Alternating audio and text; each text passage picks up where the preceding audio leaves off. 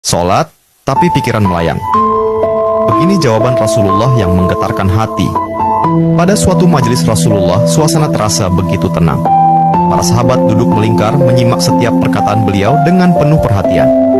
Namun, di antara mereka, ada seorang sahabat yang tampak gelisah. Jemarinya saling menggenggam, matanya menunduk, dan napasnya terasa berat. Setelah beberapa saat ragu, ia akhirnya mengangkat wajah dan berkata dengan suara lirih, "Wahai Rasulullah, aku ingin bertanya, tetapi aku khawatir pertanyaanku ini akan membuatku semakin malu di hadapan Allah." Rasulullah pun tersenyum lembut, menatapnya penuh kasih sayang. "Katakanlah, wahai saudaraku, tidak ada pertanyaan yang membuat seseorang hina jika ia bertanya untuk mencari kebaikan." Sahabat itu menarik napas dalam, matanya mulai berkaca-kaca. "Wahai Rasulullah, aku merasa salatku sering tidak khusyuk.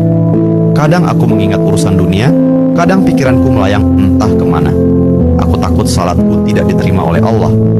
Apakah dengan salat seperti itu, aku tetap mendapatkan pahala?" Suasana majelis seketika menjadi hening. Para sahabat lainnya ikut menunduk, merasakan kegelisahan yang sama. Mereka tahu betapa beratnya pertanyaan itu. Namun, yang terjadi setelahnya benar-benar di luar dugaan. Rasulullah tidak langsung menjawab. Beliau menatap sahabat itu dengan penuh kelembutan. Lalu tiba-tiba air mata mulai membasahi pipi beliau. Para sahabat terkejut. Mereka jarang melihat Rasulullah menangis dalam situasi seperti ini. Dengan suara bergetar, beliau berkata, "Demi zat yang jiwaku berada di tangannya, sungguh setan tidak akan pernah berhenti berusaha mencuri bagian dari sholat seorang hamba hingga ia teralihkan. Tetapi ketahuilah, Allah tetap melihat usahamu." Rasulullah menarik napas dalam, lalu melanjutkan, "Wahai saudaraku, jika engkau meninggalkan salat hanya karena takut tidak khusyuk, maka setan akan menang.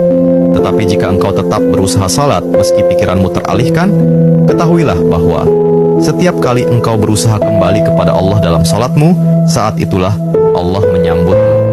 Mendengar itu, sahabat tersebut tak mampu menahan tangis. Begitu pula para sahabat lainnya.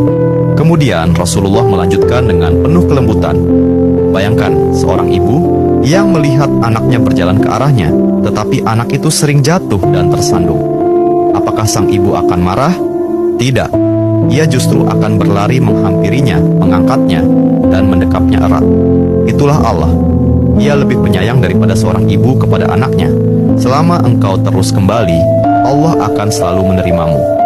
Air mata mengalir di pipi sahabat itu. Kata-kata Rasulullah begitu menusuk hatinya. Sejak hari itu, ia tidak lagi putus asa dalam sholatnya.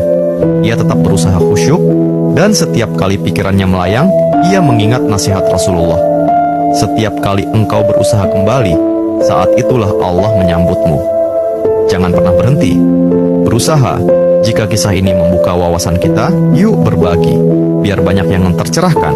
Setiap satu kebaikan dibalas Allah 10 kali kebaikan. Barakallah forever. Amin ya Rabbal Alamin ya Mujibas Sailin.